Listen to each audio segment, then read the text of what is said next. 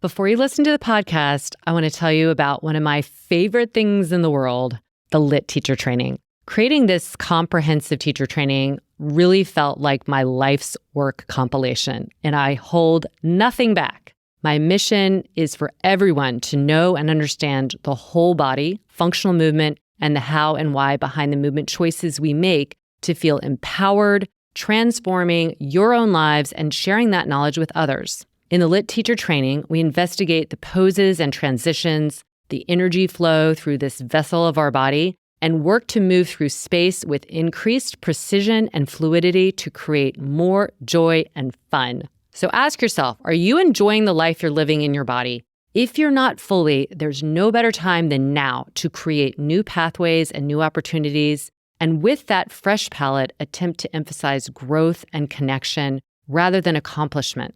Learning how to give people feedback in their bodies so that they retrain their own neural pathways and habitual movement patterns is truly a gift, and you will get that in this training. With both our self-guided and in real-time virtual experience, the 10-week training is rich in functional anatomy from my background as a physical therapist, methodology, and yogic philosophy through a modern-day lens. Like the 100 of others around the world, you will complete the training with new skills, sound knowledge, and confidence to teach others. And you have access to the training for life. Finally, our LIT teacher community is vibrant and supportive, and being a part of it is like having all your friends with who you speak the same language with the same passion. So join this experience for reverence of the body as the container of the divine to change your life. Go to lityogatraining.com, and I can't wait for you to join our community. I'm Lara Heimann, and welcome to Redefining Movement, a LIT podcast designed to investigate all aspects of movement from my background in physical therapy and neuroscience. My mission is to help everyone find freedom through smarter movement patterns and compassion for ourselves and others, so together we can live our most uplifted lives, benefiting all beings. Welcome to Wednesday Q&A, where you all ask the questions and we answer. I'm joined by my lovely co-host, stunning physical therapist and bestie in the Midwest, Kristin Williams. The bestie of the Midwestie. I love it. Bestie from the Midwestie, and I'm like out on the West Coast right now. No, you're my bestie in the Westie. I know. Exactly. There you go. I love it. Yeah. Everybody can always check us out on YouTube. You can see my accommodations here. Making it happen all for you guys. So we've got some really great questions today, and I think they're relevant for almost everybody. And one is, this is from B. Lamana. Do you ever wake up and say, I don't feel like doing this today? And I think she is referring to both professional and maybe the movement practice. So I think addressing both is, they have an impact on each other. So I'll just say, I can't actually remember. And for both of us, our professional and personal and it's very much intermixed, meaning what we're doing as physical therapists, as LIT ambassadors in the world is kind of, we wake up and we're really lit up about. And there is work involved that is awesome. And then there's work involved that is more tedious. And I think when it's so in balance, meaning like most of what we do, it brings us joy, it rejuvenates us, it fires us up. Even if there's things that are a struggle or challenging, we always come to it. And I think that's who we are. And I think being actually together on this team is like bringing dynamite together. So that would be a point. Like, I do think who you surround yourself with really impacts, if you wake up and say, I don't feel like doing this, because my husband is very motivating. My team, my friends are very motivating. So it's not that I'm always motivated or energized or like, yeah, let's tackle the day. But I have so many cards in my favor that just are like inspiring me. And so I think that helps a lot. So if you are feeling like this happens on occasion, I think it's absolutely normal. It's really hard to stay every day, feel like I'm ready for this, whether it is work, like what we do, or movement. But I will say one begets the other, right? So the energy that you put forward in your work and you surround yourself with the right people, it's like going to continue to fuel that. So if there are those little bumps along the way, that it won't feel like a huge hurdle or a setback. And similar with your movement, if you keep moving, even if it's a little bit on the day, especially on the days actually you don't feel like it, unless you really just need a break, sometimes that's actually when you need to just do a little bit of movement, because then your nervous system knows more readily, like, this is going to make me feel better, versus every time I feel unmotivated, I'm just going to go with that thought. Yeah, no, I couldn't agree more about the physical stuff. I am absolutely one. Most people know by now, like I usually run about 3 days a week, and then I do yoga every single day. I do lit every single day, and some form of lit, whether it's a lit method class or a filming or teaching or even doing privates with people. So I would say the one thing that maybe occasionally on that Monday, Wednesday, Friday, when I'm like, all right, here comes the run, and it's like, maybe it's rainy or cold outside. I'm like, I got to go on my treadmill. Do I really want to? And then for me, it's always, Kristin, you will feel so much better if you do. I know how it makes me feel. And that, I don't know that I was always that way. It's years of, I just really know that I feel better mentally. I feel better physically. Not that it's not work, because it's work. Getting on a treadmill and pump 3 miles, you're like, ooh. So I do things to make it a little more fun. I'll put on an episode of some fun show and I'll watch, or when I'm outside, I'll listen to a podcast that I love while I'm running. So I do things to make it more enjoyable. Some days I don't want to listen to anything and I just want to think. But when it comes to work, and it's funny because I just had a recent conversation with one of my children about this, and they're in school, and I remember feeling this way in school when suddenly it becomes overwhelming. And I think work can do the same thing when you have a lot of deadlines coming up, when a lot of projects are coming together at once. You can almost feel paralyzed and not able to start. So one thing I talked to one of my children about was, set a time limit. Say, you know what? I am going to only read this book or take notes for 20 minutes, and then I'm going to let myself take a break for 5. And I think that by taking little bite-sized chunks, it makes it a little bit more easy. I do that sometimes. We have a lot of projects going on for Lit. I do a lot of managing of the projects, and I will start working on something, and then I'll just feel like, I need a break. And I will go downstairs. I will grab my book. Maybe it's lunchtime. And without fail, I would say my lunch I'll do about 20 minutes. And then I'm like, okay, I'm mentally ready. And I go back to it because I am task oriented. I love to finish tasks. And so having something unfinished actually gives me more anxiety than just getting it done. But I totally can empathize with that feeling of being like, I can't do this anymore because I feel overwhelmed. And so take regular breaks, set time limits, schedule it. Today, I'm going to be on the computer. For your job, and my job, we can do that. I'm on the computer for part of the time. Then I'll be like, at this time, I'm going to go make up my flow for tomorrow.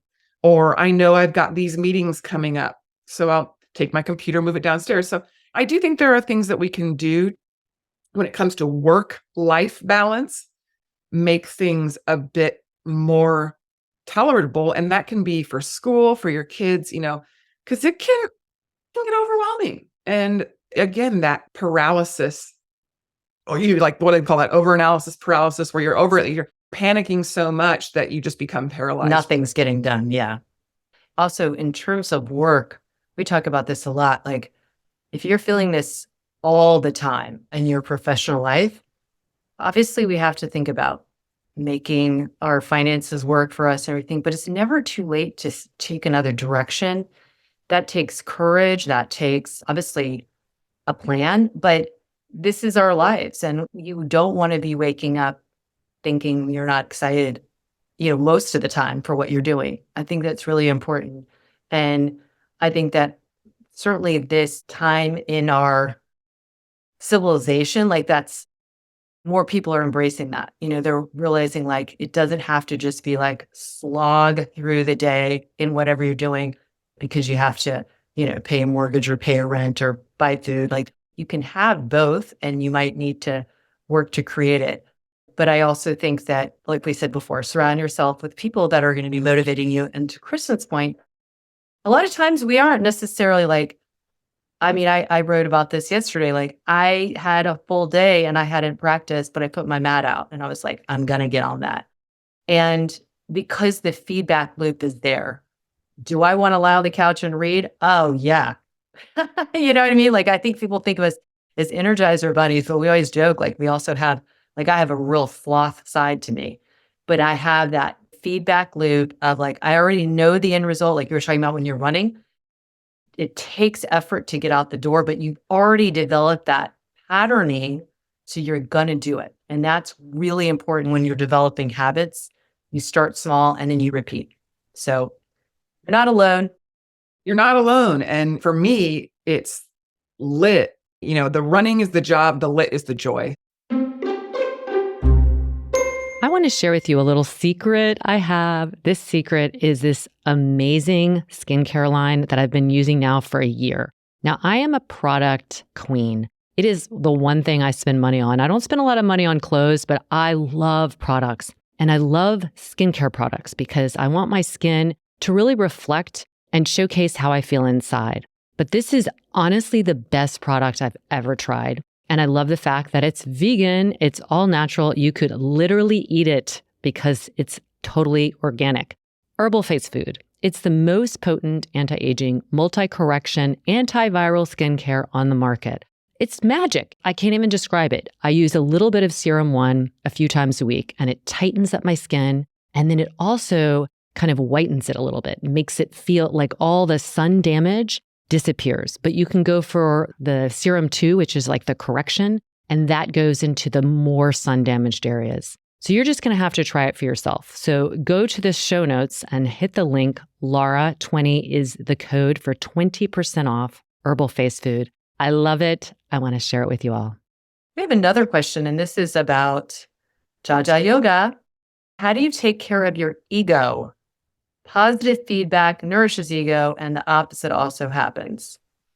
Wow. So this is from probably a yoga teacher from that studio I've been to before, or maybe it's just in general. I've had this question a lot, whether it's how do you deal with people who walk out of your class or who tell you that they don't like this kind of yoga or, and there's going to be people who love it. And it's like, how do you deal with that? You want to answer first?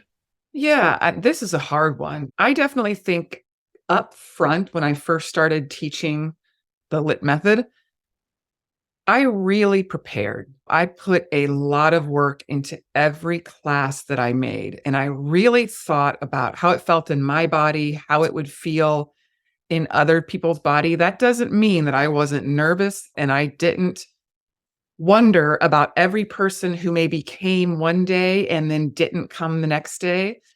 And that's hard. I think I'm my own worst critic.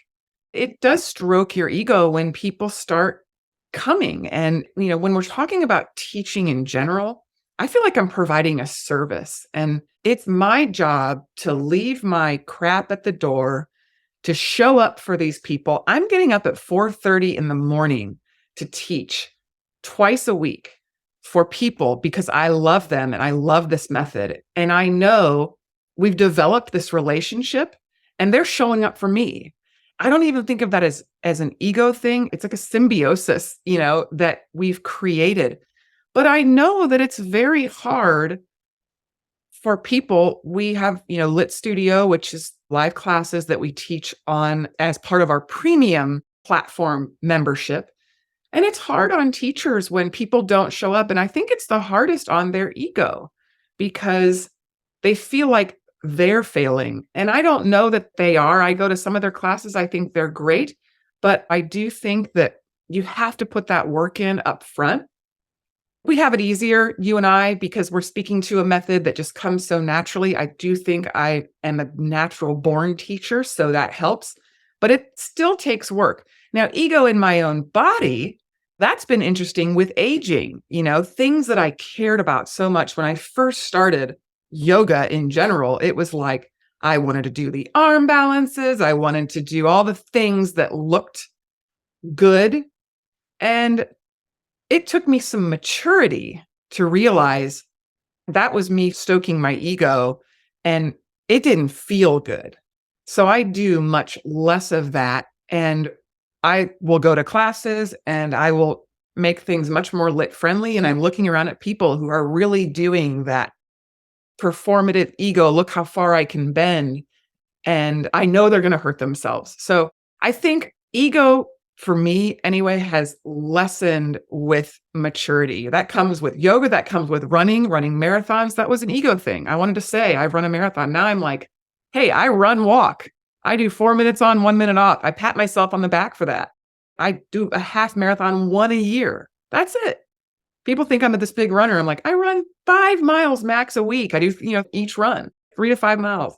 So it's like I've let go of ego and really embraced wisdom. I love that. I think aging really does give you that opportunity to really examine, like, what do I care about and what does not, what isn't going to affect me. And so in those ways, I think for anybody who's teaching and isn't sure, and if it's teaching or whatever it is, if you're attached to external feedback, which again, we will acknowledge, like it feels amazing, but I always try and remember, like, I'm not going to be swayed by either somebody really saying all kinds of ego stoking things or the opposite, not liking what I'm doing. It's like I try and stay in this middle ground because we're consistent with ourselves. Ego is not a bad thing. Ego is what gives us confidence. It gives us clarity. It gives us mission. It gives us determination. When people talk about keeping ego in check, I think that's what they really mean is that what does it mean for you to feel like you're showing up and you're offering something? And like Kristin said, I prepare, it means a lot. If it doesn't land, I still did a great job.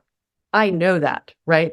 Whether or not somebody likes it, it actually takes the pressure off.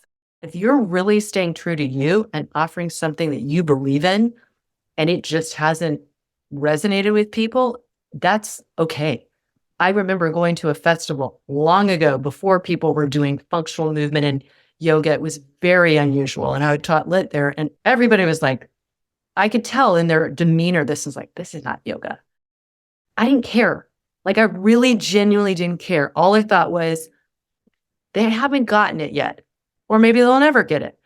And does it feel great when some of those people then end up coming and doing my teacher training? It's not that it feels great. I'm happy. I'm glad that even if I gave a little seed, even if they weren't ready for it, they came to it. And if they didn't, that's also okay. So I think, does whatever you're doing stay true to you? That's what matters the most.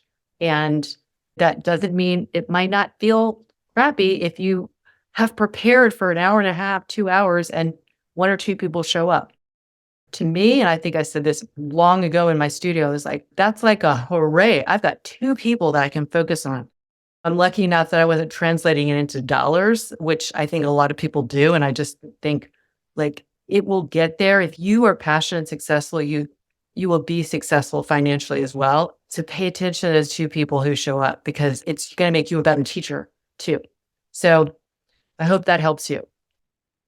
Well, and I think this segues really well into our last question that was sent in to me by one of our yoga teachers, Katie T, who is down in Mexico. And she said, Kristin, I thought you had mentioned during a sequencing call that in your early teaching days, you stopped teaching for 6 or 9 months.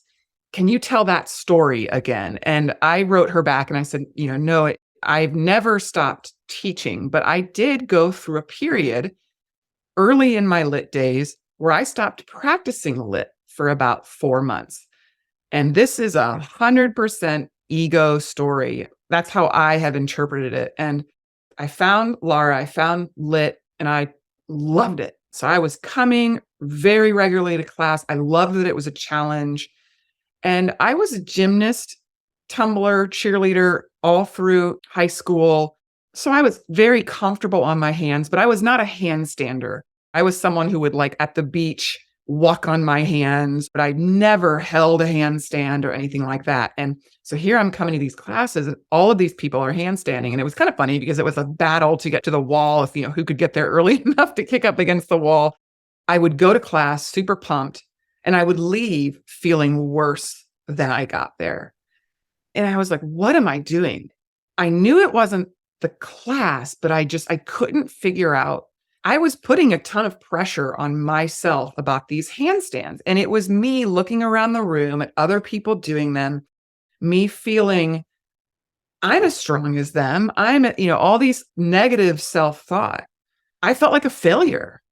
And so I made the conscious decision to remove myself because teachers would come around, do you want a spot? And I was like, yes, I want a spot.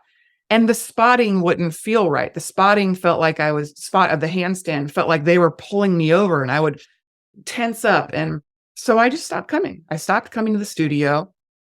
And what I did was I started just doing handstands for fun. I would go out in the yard. I would play with my kids. We would do handstands.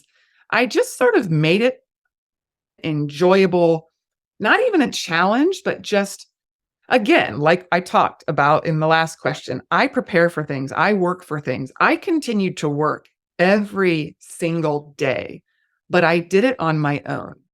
And it was probably, again, I think only about 4 months till I was like, man, I really missed that lit yoga. I'm going to go back. So I came back. And what I did was I started saying, no, thank you on the spots. No, thank you. I don't need a spot. But I would continue to practice every single day on my own. It was my thing. And to see me now, I will handstand in the middle of a room. And I kind of taught myself my own way to do it, very similar to you. Like other people's cues weren't landing for me and my body. I figured it out on my own. And I think I separated the ego from it by taking myself out of the situation where I was competing with my ego. My ego wanted me to be able to hold that in a room with a bunch of other people. And I had to let go of that. And I remember you and I having a conversation about it, because I think you were kind of like, where have you been? And I honestly told you, I think during teacher training, I had to quit. I was absolutely feeling like crap every time I left the studio. And I knew it wasn't about the practice. It was about me. So that is one way that I think ego can be dealt with. Yeah. This is what can happen. I mean, there's so many amazing things that can happen in the energy of a studio. But if things came easy to you and physically and athletically, and all of a sudden it's like, this isn't coming easy. And then you see other people and it can generate something that might not have been there if you were just like at home. And that's why I think we do have a lot of people who love practicing virtually online because it's like, it's truly their practice. There are people who naturally will challenge themselves more than others, and that's fine. And so it can be heightened in a way, that the ego feeling or the ego challenge when you're in a group setting. That's where I think people can feel that.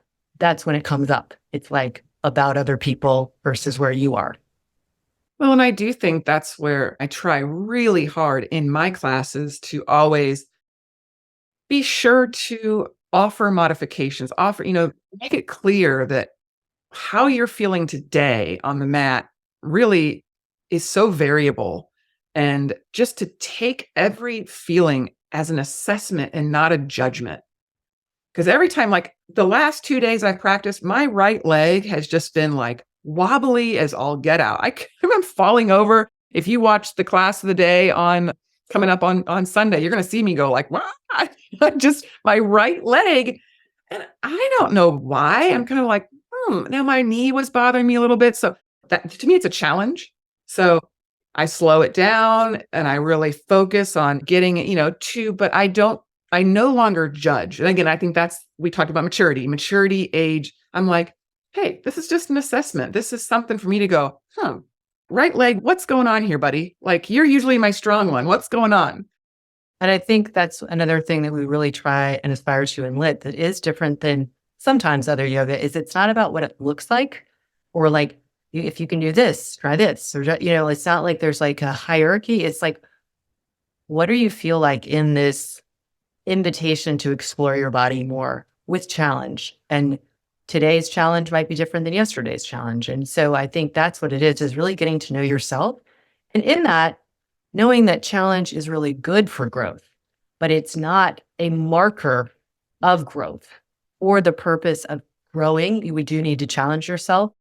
And that's going to look different days and different years of your life. So we covered all the stuff around our thoughts, our ego, whether we're motivated or not, but we love your questions. We really hope this has been helpful for you. And if it really resonates, please share it with others. Always, we appreciate you going and giving us a rating on there and subscribing to the podcast. That means a lot. And if you have questions, you can write us at support@lityoga.com. Or you can find us on social media. Lara is lara.heimann, and I'm kbwilliams99 on Instagram. And you can also reach out via our podcast Instagram, which is Redefining Movement Podcast. Send us a DM. We take a little screenshot, put it away in our little folder, and we'll get back to you, get that aired for you. Absolutely, because as always, we're pulling for you. Thank you for joining us on this episode of Redefining Movement. If you like what you've heard, please like and subscribe wherever you get your podcast. Feel free to leave us a rating and review or share with someone you know. Check us out at www.litmethod.com.